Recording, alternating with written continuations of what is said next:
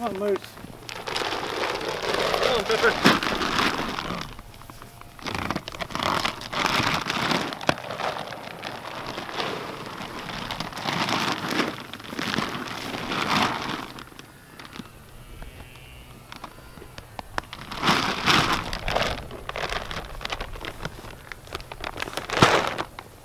Hey guys, it's Rhett from the 100 Acre Wood Highlands. I had quite the crazy day today. I just actually got back from the vet's office with one of our little bitty brand new calves that's been born here on the farm. And so I didn't get any footage of it, but I'll see if I can share a photo or two on here to show you guys. But I want to talk a little bit about crazy wild things that can happen on the farm and how you can have sickness and disease and illness and just unexpected stuff come up that you can't exactly always be prepared for every little thing that could happen, but you got to be prepared to deal with it whenever you do have problems that arise. So I've got a cow, a little baby calf at the vet right now. It's going to be there all weekend, but I'm feeding these calves a little bit to keep them distracted while I leave this field to go in the other field where the adult cows are at, to see if I can find out which mama calf, or excuse me, find out which mama cow is missing her calf, because the calf that I took to the vet today, I don't even know which one it belongs to. Just found it today. So let's go see if we can find the cows.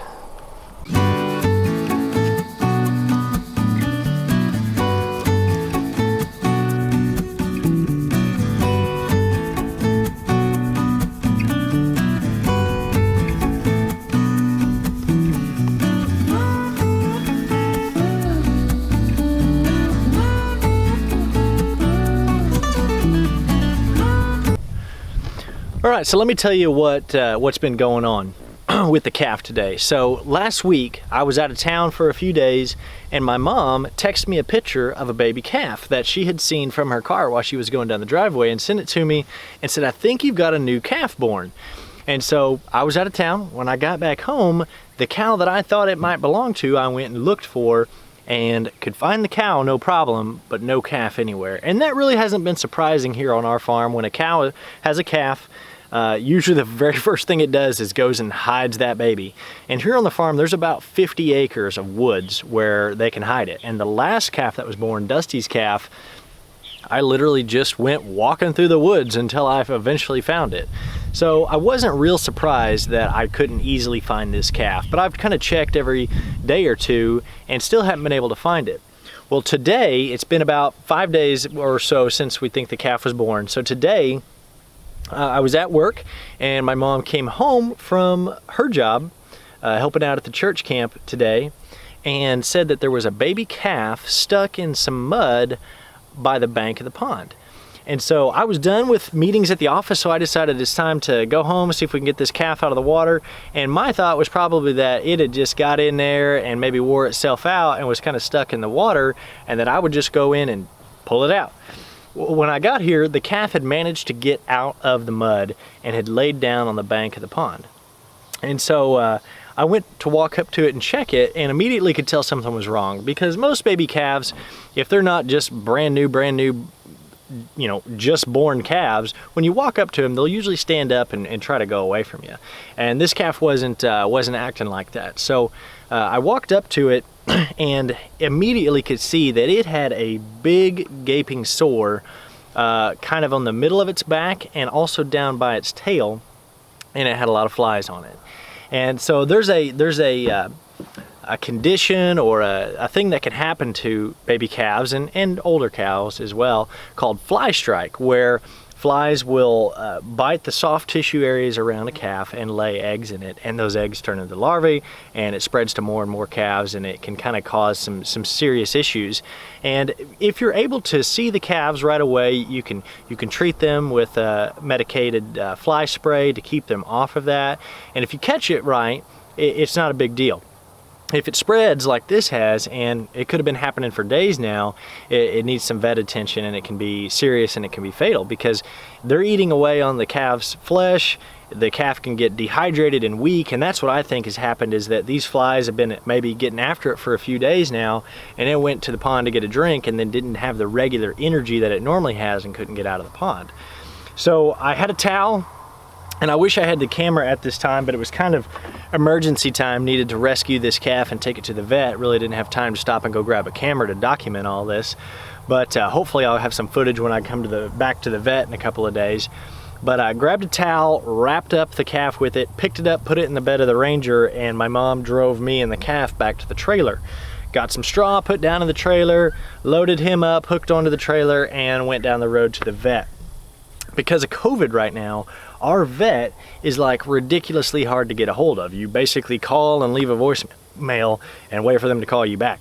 So I just showed up and went to the door, and fortunately they were there, and told them what was going on, and the vet came out to the trailer and checked it out, and kind of her opinion was that it could have been something like that fly strike, where flies just bit at that flesh area and was able to leave eggs in that sore, or maybe it got under some barbed wire, or maybe it was scratched or hurt some other way to have an open wound area where these flies could get to it, lay that eggs, it turns into the larvae and the maggots, and then it gets infected and spreads. And so it's a really bad condition that could happen. And I wanted to share this on my YouTube channel, because when you have a farm and you have animals and you have any kind of livestock, any kind of thing can go wrong like this. It could have just as easily been that coyotes or something else, or the scours or whatever, could affect the calves. Fortunately, Highlands are a pretty hardy breed. They don't generally have a whole lot of disease, and because the mothers are so good typically at protecting them, you usually don't have a lot of issues. We got 3 big dogs here on the farm, so we don't really see a lot of predators, and the cows have horns anyways, but there's always different surprise issues that can always happen, and you always got to be prepared to try to do what you can to take care of them. And one of the issues with having a small farm and making it profitable is there's a very small margin that you're hoping to make on these animals anyways. By the time you pay for the animal, pay for the feed that they have in the wintertime, the fly medicine that you have throughout the summer, the vet bills that come up, and you buy the trailer and you have to have the truck to haul it, and all the mineral supplements and all the ancillary stuff that you got to have to run a farm and have cows, you're not really making just a major killing on this. So if you have one animal that gets sick and dies, or you have one animal that has a major vet bill, it can really completely erode any profits that you might have made off of that animal this year. And so it's kind of a struggle, because the vet told me that the estimate cost, that ballpark she said right now, would probably be between $300 and $500, and that they're going to keep it overnight at least until Monday. Today's Thursday. They're going to shave the area of hair off from around that wound. They're going to get rid of all the flies and the larvae and all that stuff and clean it and wrap it up and bandage it so no new flies will get back into that area. Since it's a newborn calf, they're going to have to bottle feed it twice a day unless I can find the mama, which is what I'm out here to do after this. And then we're going to reevaluate on Monday and see where do we go from here. So $300 to $500. Now, at what point do you decide, is it worth it? So a Highland bull calf in my area that is unregistered at about a year old is ballpark $800–900 is about what they're worth. If it was registered, if it was older, maybe it would be worth a little bit more. But at a year old, I can expect to get $800 or $900 off of a bull calf. And so $500 vet bill at maybe minimum, who knows what it'll be exactly, is a huge amount. And the calf may not live. So that kind of illustrates what can go wrong, and having something like that happen can completely wipe out the profits. So we could now have an animal that does not make it, and we're not able to sell later on, plus add the vet bill. And that's just one thing. Dusty took her to the vet just a few months ago because she had a big gash on her udders. They sewed her up, gave her antibiotics, and kept her overnight, and the vet bill was $225. And I wasn't really upset about that bill, because $225 to get stitches and antibiotics and all that stuff, I felt like that was pretty reasonable. Dusty's about 5 years old. She's hopefully going to have another 8 or 9 calves maybe, and so that is worth it to me. The bull calf, of course I want to spend the money initially here to see, we got to do everything we can do to see if we can keep this calf healthy, keep it alive. Here comes White Walker. There he is, chomping away on some grass out here. but it can easily add up, those expenses, to where the cost of keeping this calf alive could outweigh any kind of benefit that I'll get from it later on. And that's just one of the realities of farming, and that's why it's so difficult for small farms and hobby farms to make any money. You know, if you had several hundred head of cattle, or you had thousands of cattle, you're gonna have some that die, you're gonna have some sick, but the profit comes in having all those numbers. Here on our farm, counting that calf, we have 17 calves, or 17 cows. And if you have one die or have one that has a major vet bill, that might be all the profit that I was expecting to get for this year. So I'm going to be following up with this calf here on Monday. I'm going to see if I can take my camera to the vet whenever it's time to go check on it, see if we can get any footage of how he's doing and show you the bandage that's on it. But I feel pretty confident that he's going to make it. When I took him to the vet, he was standing up. It didn't act in pain. You know, it wasn't mooing a whole lot or doing anything like that. It just kind of was standing there looking at me. So I'm really hoping that it's going to make it and that it'll do okay.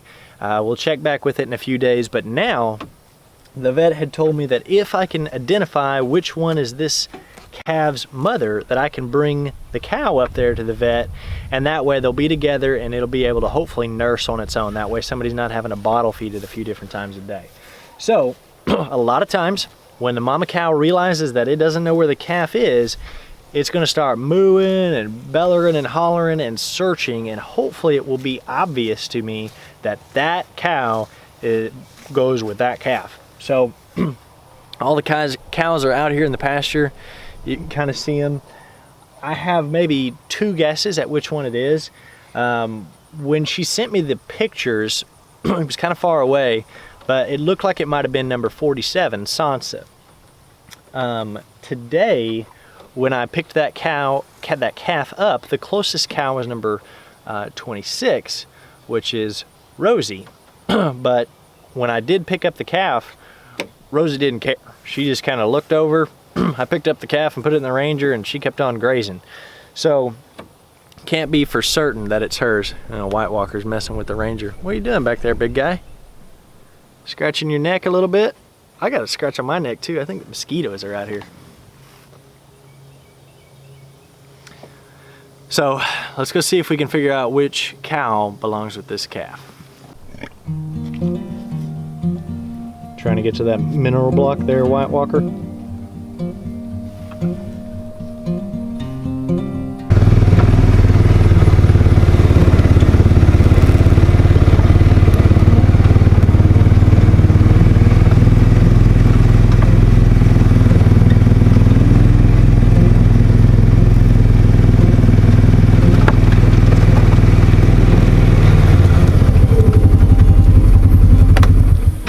So this cow here is Sansa, and that's the one that I had believed had the calf in the picture from when my mom sent me a photo while I was out of town. That big cow over there is number 26, which is the one that was closest to the calf today. So not certain.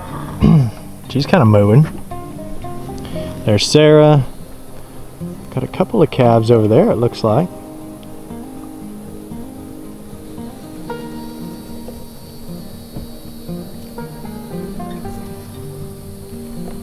All right, which one of you is missing a baby? I need to know.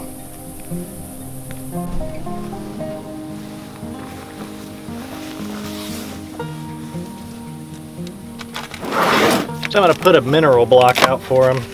I like to keep these out in the field in different areas just to give them a little extra protein and minerals when they need it. They love it. Here, cows.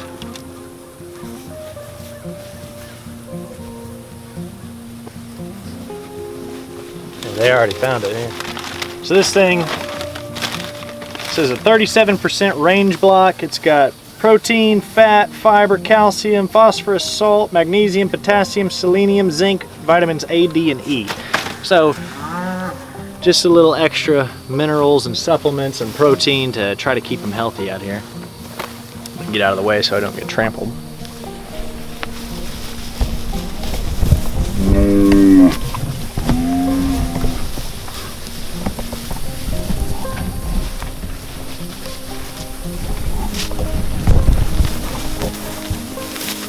So Penny has had a calf and Dusty's had a calf.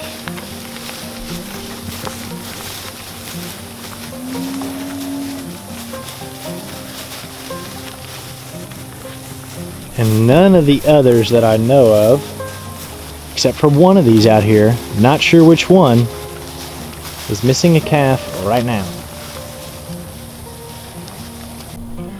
So these two little calves, they were born about a month ago, and I just keep White Walker out in the field with the cows pretty much at all times. Probably in the future, it will be a better and smarter idea to only have the bull with the calf for a set period of time, the bull with the cows for a set period of time, and then separate him off to a different field. And if you do it this way, you can try your best to plan to have calves either in the early spring or in the fall when flies aren't such a big deal. The reason that we're having such an issue with this one is because it's the last week of July. It is hot, it is muggy, and you can put fly medicine out here and all that stuff, but it seems like it only works for like a week or so and then flies are back. So middle of the summer, heat, flies are an issue. And if we had calves born at a different time of the year, it may not be a big risk that we would have. So it looks like these cows have found the little sweet feed that I just gave to Moose and Pepper. So I better go get back in the Ranger before they tear it down trying to get that feed. So I'm probably just gonna have to keep on checking back because the cow that has had this calf may not even realize that the calf isn't out here right now, because sometimes they go hide the calf and then they go off and kind of do their own thing. They graze and roam around and they'll go back and find the calf later. So since I've only been gone with this calf for about an hour or two, it may not necessarily even realize that the calf is gone. So I'll probably leave them alone for a little while, come check back in an hour or two before dark and see if there's one that's really appears to be distressed and looking, and if I can identify which one is it, I will catch that cow tomorrow and take it to the vet. If not, this calf's gonna have to be bottle fed, which is gonna add a lot of work and a lot of expense.